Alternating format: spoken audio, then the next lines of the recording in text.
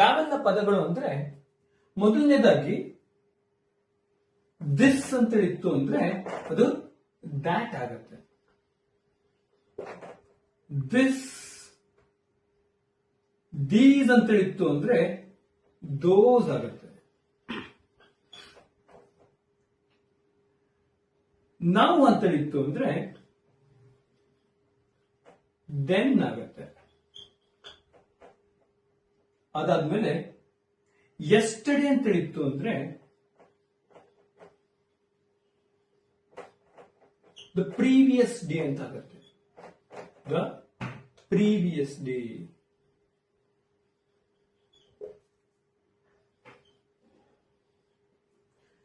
ಅದೇ ಟುಮಾರೋ ಅಂತ ಇತ್ತು ಅನ್ಕೊಳ್ರಿ.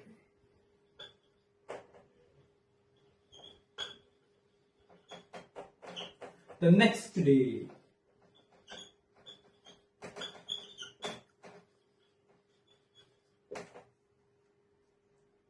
ಈಗ ಫಾರ್ ಎಕ್ಸಾಂಪಲ್ ಇವತ್ತು ಸಂಜೆ ಅಂತ ಹೇಳ್ಬೇಕಾದ್ರೆ ನಾವೇನಂತ ಹೇಳ್ತೀವಿ? To night. ಇವತ್ತು ನೈಟ್ ಅಂತ, ಇವತ್ತು ರಾತ್ರಿ. This evening.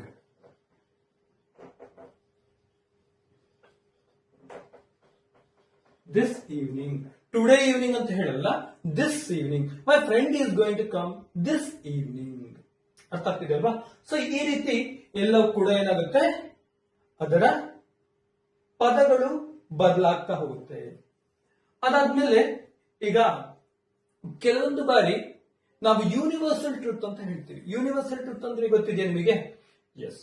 ಯೂನಿವರ್ಸಲ್ ಟ್ರೂತ್ ಅಂದ್ರೆ ಸಮಕಾಲೀನ ಸತ್ಯ ಅಂತ. ಸಮಕಾಲೀನ ಸತ್ಯ ಅಂದ್ರೆ ಯಾವ ಕಾಲಕ್ಕೂ ಕೂಡ ಈ ಒಂದು ಸತ್ಯಗಳು ಬದಲಾಗೋದಿಲ್ಲ ಅಂತದನ್ನ ನಾವೇನಂತ ಕರಿತೀವಿ? Universal truth. For example, the sun rises in the east. The sun rises in the east ಅಂತ ಹೇಳ್ತೀವಿ. The sun rises in the east. Rises in the East.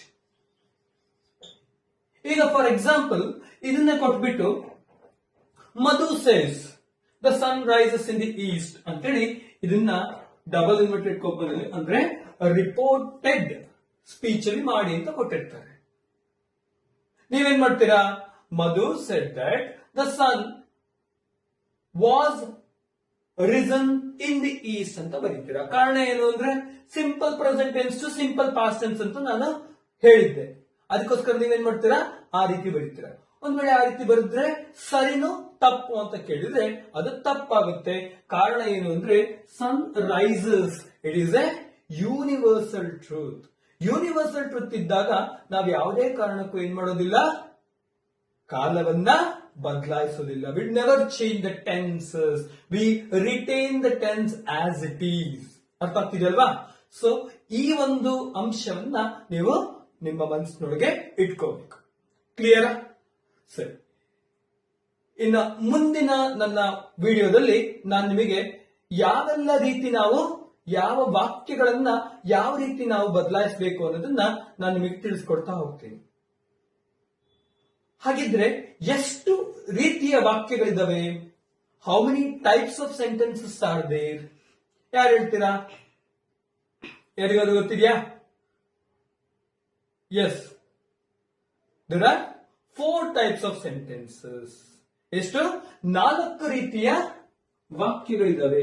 ಯಾವೆಲ್ಲ ಈ 4 ರೀತಿಯ ವಾಕ್ಯಗಳು ಅನ್ನೋದನ್ನ ಈಗ ನಾವು ಒಂದೊಂದಾಗಿ ನೋಡ್ತಾ ಹೋಗೋಣ.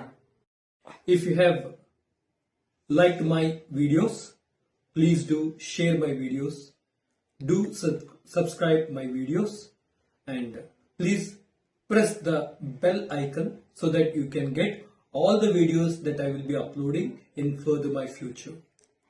Thanks to one and all for watching this wonderful video, and please do comment in the comment section so that I can also improve upon all my liabilities.